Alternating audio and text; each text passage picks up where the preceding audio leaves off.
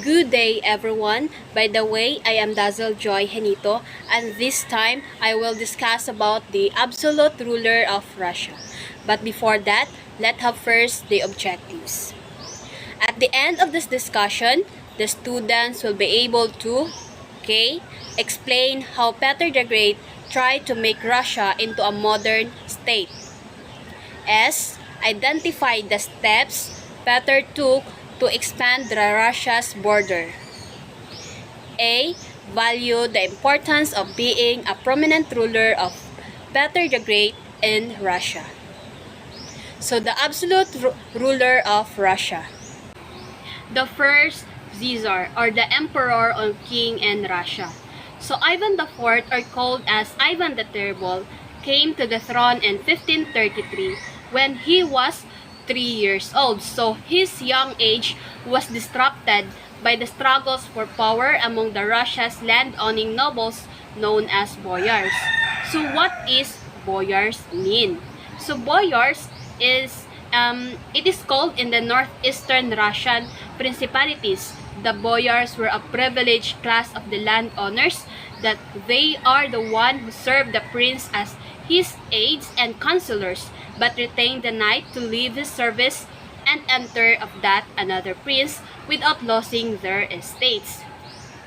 So the absolute power or the absolute ruler of Russia will start with the when Ivan the Terrible worked toward Peter the Great, and a lot of changes that they were made in Russia, and they were designed to mimic this more modern Western Europe state. So I start to talk about Ivan the Terrible.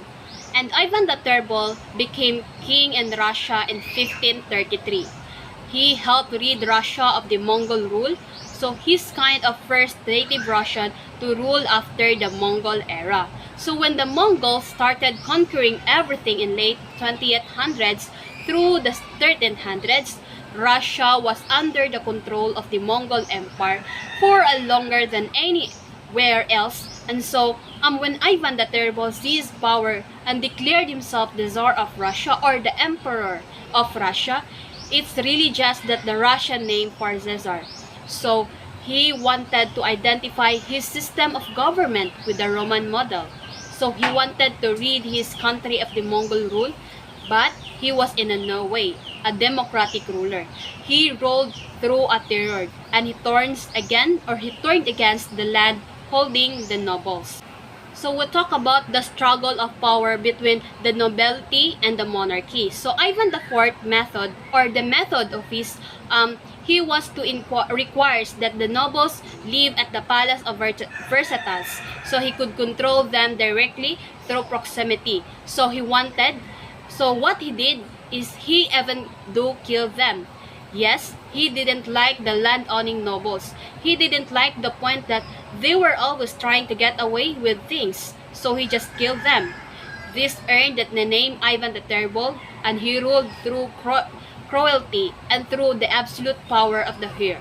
So he called Ivan the Terrible because of his he ruled as a cruel in the Russia. So the nobles are going to make them come back until the 1613, when Michael Romanov and the Romanov family became the ruling Tsar, or the Emperor of the Russia, and it's really up until the early 1900s.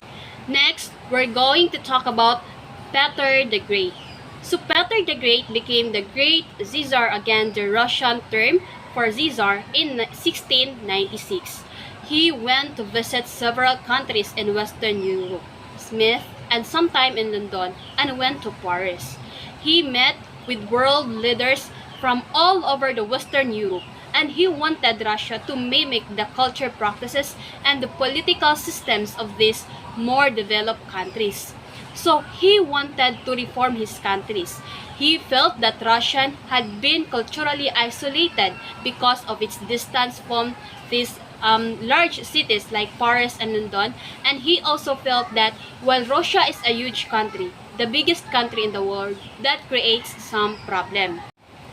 He wanted to make his country culturally homogeneous, meaning similar to the other places he went. So when he went to visit these cities like in Western Europe, there were many things that he was very attracted to, like the people in Western Europe where its war suits this business. He liked that they didn't wear beards, didn't spoke a common language. He liked that many of the countries in the Western Europe were part of the same religious. So he said this. He said these are the things that unify the people. So he's going to take what he learned from his travels and attempt to use these reforms to westernize his country, meaning to change or a model of for change to his country, which is the Russia. Here's a few things he did. So number one, he put the Orthodox Church, the Eastern Orthodox Church, which was the dominant faith in Russia, under the state control.